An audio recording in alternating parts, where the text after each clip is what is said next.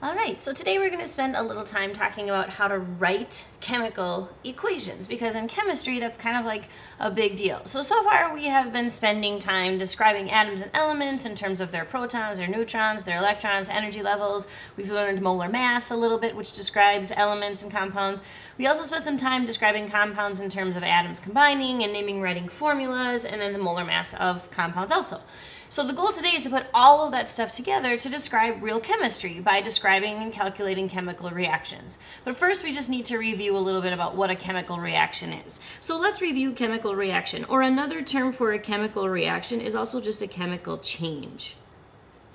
And what this is talking about is the fact that something, this is talking about the fact that something has changed in terms of the actual identity of the chemicals and the objects you're dealing with. So the definition of a chemical reaction or a chemical change is a change that changes the properties. So these are going to be the things like the way it looks, the way it smells, the way it sounds, the way it behaves in terms of physical properties, right? So that's what we mean by properties, like describing words. It could also be chemical properties. Maybe the original thing was not reactive, but the new thing is considered reactive. Or the new thing was flammable, but the old thing is not flammable, like that kind of thing.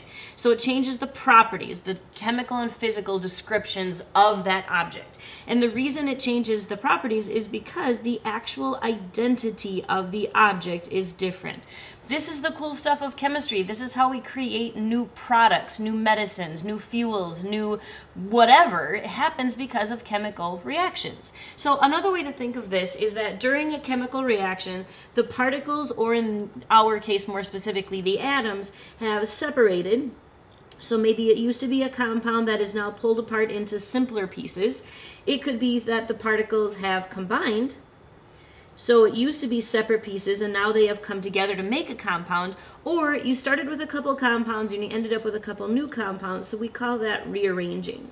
So the particles have separated, combined, or rearranged. So the idea here is that you have created something new because the atoms have done something different.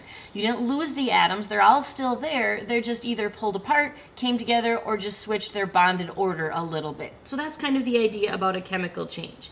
All right, so since we've kind of reviewed a little bit about chemical reactions and chemical changes, what we really are focusing on today is, okay, how do we show other scientists that there has been a chemical reaction? What's the official way to do that? Well, we think of that kind of like the words of chemistry. Think of it kind of like before you learned how to write full sentences and full paragraphs, you learned just kind of like the letters, right? So before you learn to read, you learn the alphabet. And so in our world, in the chemistry world, our alphabet is sort of like elements. Okay, well, we kind of already did that. We learned a lot about the elements, periodic table information, that kind of stuff. So before we can learn full equations, we need to know some more stuff about elements and compounds and that kind of thing. So let's do a really quick review. So remember, a chemical formula is a combination of letters, that would be your elements, and then numbers that represent a compound, so atoms that have combined in some way. And a chemical formula is going to be able to tell us two things. It's going to be able to tell us the elements that are in that compound and how many of each. And that's going to be important because that's going to help us when we start putting these pieces together. Well, what elements are we dealing with? How many of each of them are there? That kind of idea.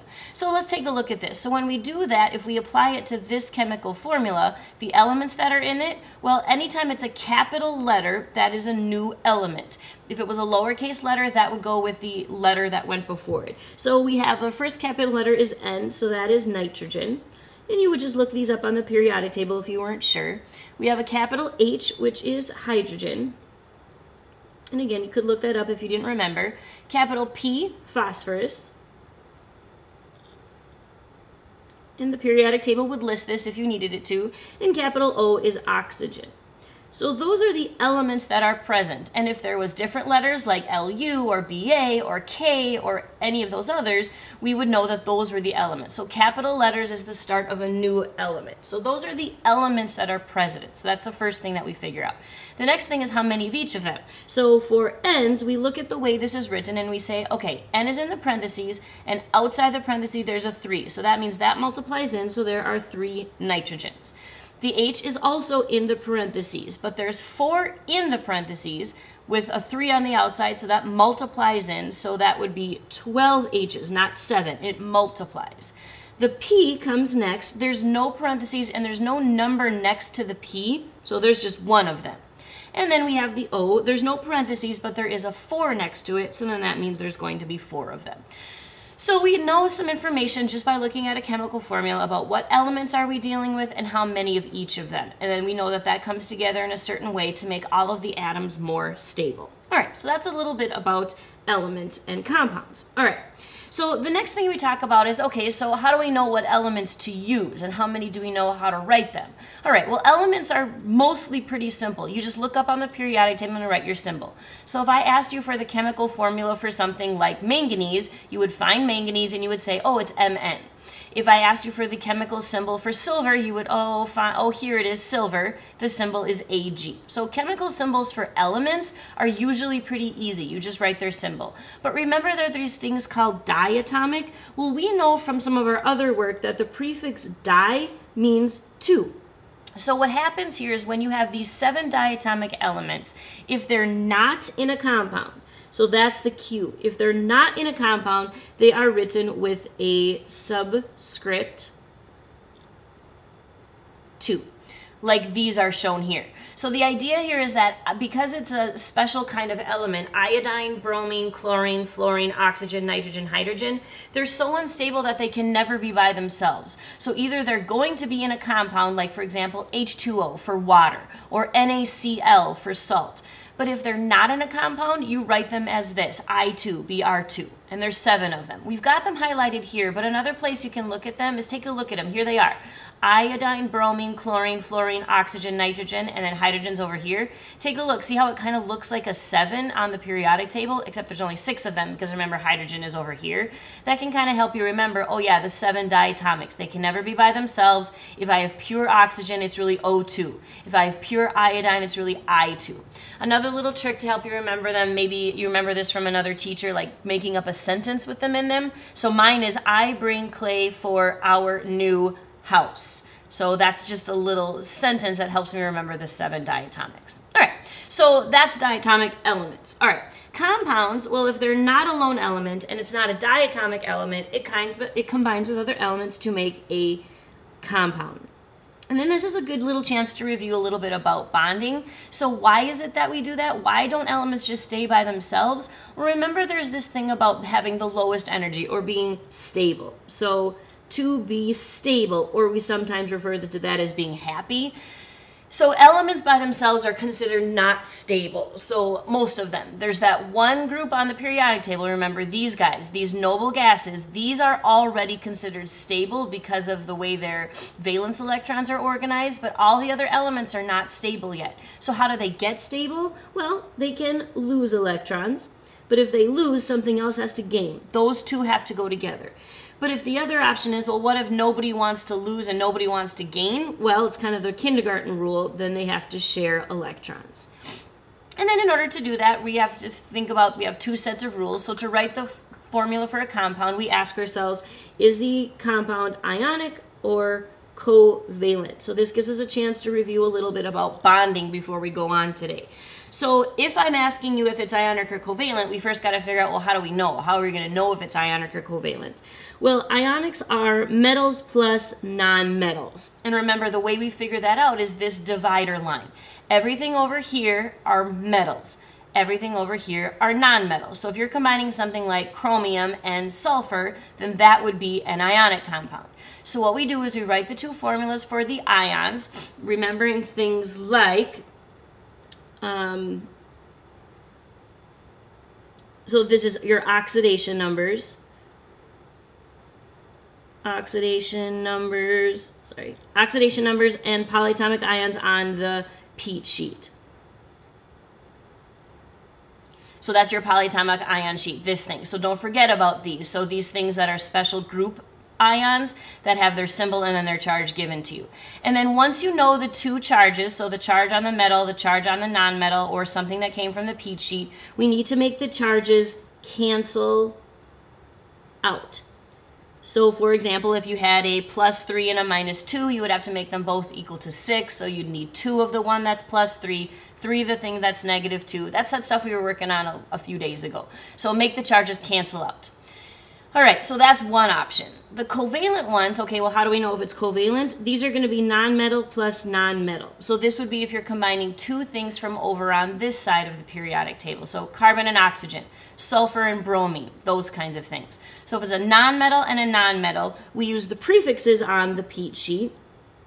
And that's it. It just tells us how many there are. So remember, on the back side of this peat sheet, you also have these lists of prefixes. So if I give you something like pentanitrogen dioxide, all you're doing is looking at the prefix to tell you, oh, penta, there's 5 nitrogens, dioxide, 2 oxygens. And that's all.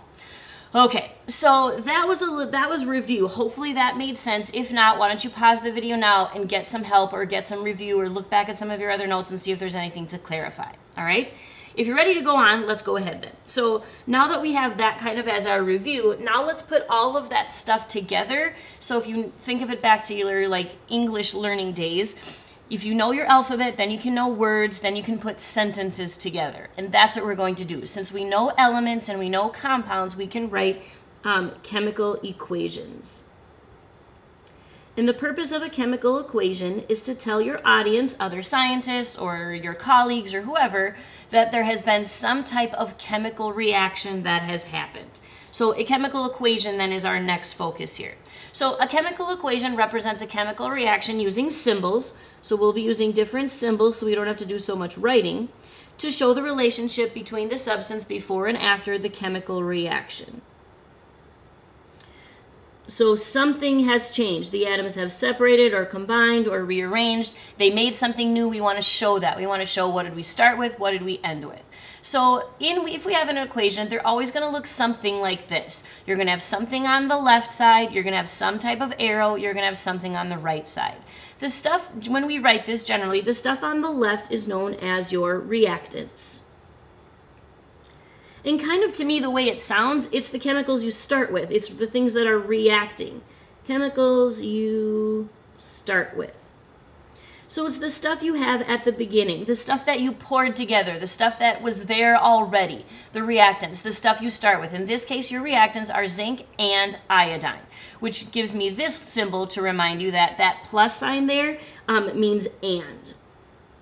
Or it could mean is combined with, or is added to, or something like that. So the plus sign means and. The arrow comes next, and you can have different kinds of arrows, but you need to have some type of arrow because the arrow separates the reactants from the products. So separates reactants from products. So this is how you know, where did I start, where did I end? Well, the stuff on this side of the arrow is where you ended. That's why it's pointing that way. The stuff over here is the stuff you started with. So then that brings me to our last thing, which is the products. And this is the chemicals at the end of the reaction. So after the reaction has finished, what are you left with? The chemicals are there now. Those are going to be your products. So reactants, products. There will always be at least one reactant. There will always be at least one product. There will always be an arrow somewhere. Now there could be many, many reactants. There could be many, many products. There could be a whole bunch of plus signs. But just to clarify, like in a math equation, you only have one place you start, one place you end, and one equal sign. That's how chemical equations are too. Now, we're almost done with just sort of setting this up, but the next thing I want to talk about is this arrow, just a little bit more, because sometimes the arrow can give you a little bit more information other than just separating the reactants and the products. So here's a little bit more information about the arrow. If you just have a blank arrow, kind of like the one I had up here, this one was just a blank arrow, all that means is that you had a reaction. It could mean something like zinc and iodine produce or react to form or combines to form or something like that. That's just your normal arrow. However, sometimes a reaction will only happen if there's some sort of heat involved. So if there's some sort of heat involved, so anytime we're dealing with temperature in some way, then we have to have heat above the arrow. So you still just put an arrow like you would here, it's just that you don't leave it blank. You put the word heat above it. The other option is that if we have something called a catalyst, and just to review, if you remember back from your bio days, you might have talked about enzymes. Well, enzymes are a specific type of catalyst that happens in your body, and so maybe or in any type of living cell. So maybe you remember that, oh yeah, enzymes help make the reaction go faster. Well, that's what a catalyst. A catalyst helps a reaction go faster, but it's not really a reactant, it's not really a product, so we don't put it over here, we don't put it over here. Instead, we put it above the arrow. So anytime we have a catalyst then, what we're gonna do is we're gonna put the catalyst above it. Now, just to realize that in this case, the catalyst was magnesium. If the catalyst had been something like platinum, we would have put PT above that arrow. If the catalyst had been something like potassium chloride, we would have put KCl above the arrow. So realize that it's not always Mg. It's whatever your catalyst is goes above the arrow. So that just gives you a little bit more information. Okay, the last thing I want to talk about before we see one of these is I want to just review about some of the subscripts you might see to represent what states of matter. So the states of matter pretty much just match the letter that they go with. So for example, if I wanted to say that you had solid carbon, well, the symbol for carbon is, here it is, the symbol for carbon is a capital C. So I'm going to put a capital C up here. And then I want to say that it's solid, so you're going to put a little s next to it in parentheses. That represents solid. If we keep going, so liquid water, all right, well, water we know, remember from other places, is H2O. We want to say that it's liquid, so kind of like S was for solid, we're going to put a little L for liquid.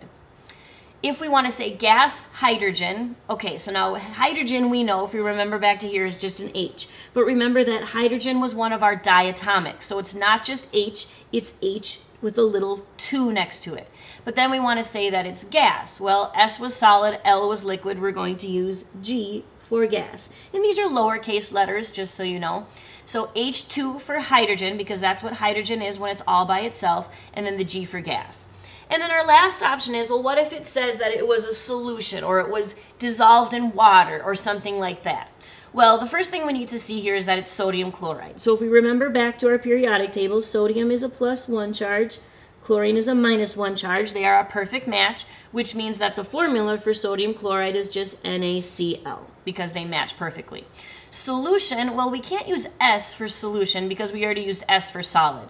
So what we're going to do instead is we're going to use the term aqueous. Aqueous means that it's dissolved in water, all right? So then we're going to use for a solution, we're going to use AQ next to our little symbol there. So AQ represents aqueous, which represents a solution that's dissolved in water.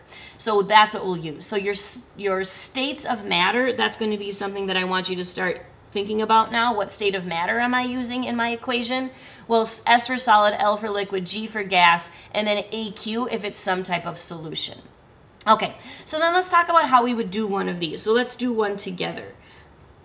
The idea here is that if I give you a full equation like this, hydrogen peroxide solution breaks down to form water vapor and oxygen gas. This reaction is sped up by a Ki catalyst, and then it says write the chemical equation. Think of it as little pieces. Well, what's the first chemical it talks about? The first chemical it talks about is hydrogen peroxide. And it says that hydrogen peroxide is breaking down, which means you must have started with it. All right, well, let's figure this out. Okay, so hydrogen, remember, is, so hydrogen is H. It's not by itself, so it's not going to be automatically H2 because it's hydrogen peroxide. Hydrogen is a +1 charge, and then we look at our peat sheet, peroxide, let's find it on here. Oh, here's peroxide, O2 with a -2. So back to our notes here. So O2 with a -2. All right, well, then that means we need another hydrogen to balance it, so H +1. So then now total, that equals +2, that equals -2, so then that's our first thing. So H2O2, hydrogen peroxide. So hydrogen peroxide, and it says it's a solution. Well, solution just means that it's dissolved in water, so we're going to put AQ next to it. So we're taking it in little pieces. Just take it one little chemical at a time. So hydrogen peroxide solution, we have that. Breaks down to form. Well, that kind of sounds like there's a reaction happening. So then that's going to be your arrow, because that tells you something's going on. So some type of arrow. It says it forms water. Okay, well, we know what water is, H2O. And it says water vapor. Vapor is a state of matter is gas. So if you've never heard that word before, vapors are gases. So we put G next to the water. Then it says this tiny little word and. Remember, our symbol for and is just a plus sign. And then it says oxygen. Well, oxygen normally would just be O. But remember, oxygen is in that group of diatomics, so it can't just be O all by itself. Diatomic means it's O2, but then it says it's gas, so we're going to put the little G next to it. Then that's not it. There's a little bit more piece of information. It says this reaction is sped up by a Ki catalyst. All right, remember, catalysts could be, there's three versions of arrows, a blank arrow, a heat arrow, or a catalyst arrow. Well, we are going to use that catalyst arrow, and we're just going to put it above our normal arrow. So if we go back down here, it says that the catalyst was Ki. So that means all we need to do is just put Ki above the arrow. Then that tells us that the only way to make this reaction happen is if I add this catalyst Ki. All right, so hydrogen peroxide breaks down to form water and oxygen gas, but it only happens if you have a Ki.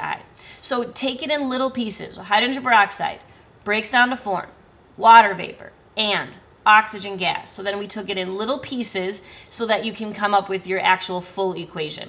So then the last thing is, well, what happened from the beginning to the end? Did the atoms, everything pull apart? Did the atoms all come together, or did the atoms just kind of change their order? Well, I start with one thing, and now I have two things, so then that would have to be separate. So the atoms have separated.